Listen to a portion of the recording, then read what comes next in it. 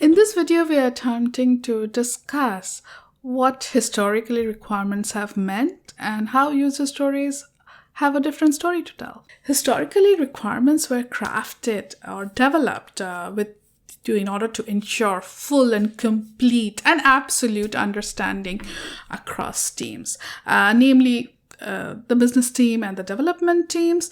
And a lot of time and energy was spent in writing right or great requirements. Even today, the term requirements is used to indicate something absolute and set in stone, with the strong connotations that conversation or discussions are neither welcome nor necessary, epitomizing the just do as I say kind of attitude.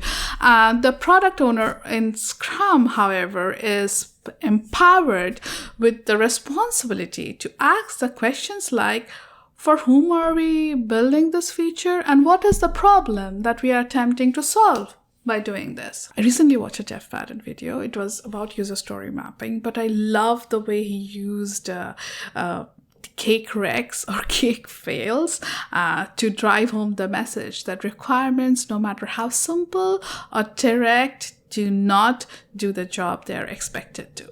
So here are a few examples from an alternative site. And the first one, I believe, happened when the person who's ordering the cake was asked that, what do you want to write on the cake? And the person said nothing.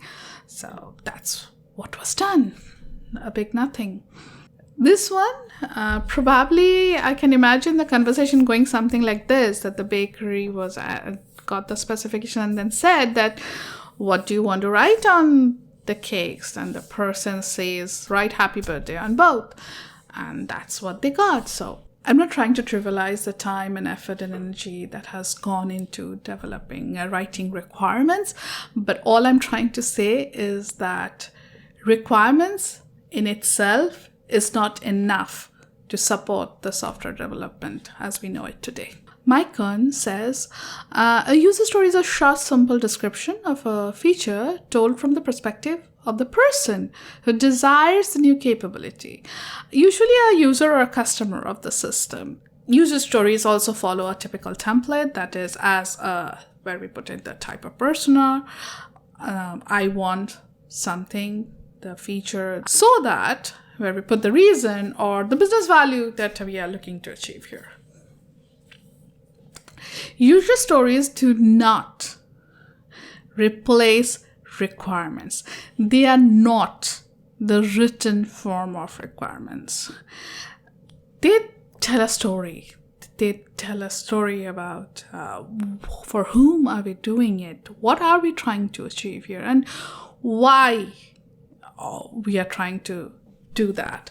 They're meant to be conversation starters so that we can discuss the problem at hand and brainstorm probable solutions. Objective here is to build a shared understanding. User stories can have pictures, bullet points, decisions, assumptions, reflecting the conversation that was had between the team members. I have been in teams where we have taken pictures of whiteboards full of discussions and stickies. We have taken pictures of sketches drawn on random papers and attached them to a user story. What's important that there was a discussion and conversation about the feature. Questions were asked, clarifications were sought, and in the end, the entire team was on the same page. Replacing business requirement documents with project management tools like Jira and Agile DevOps do not by themselves ensure that we are now Agile. Writing user stories in place of writing requirements doesn't mean Agile transformation either.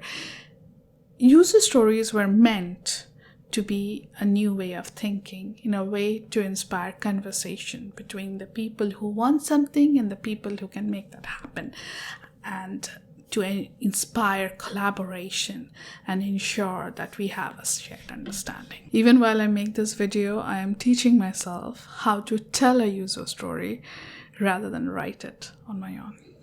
Thank you for watching this video. If you like our conversations and the topics that we deep dive into, then please subscribe to our channel and also hit the bell icon if you want to be notified when we are posting new content.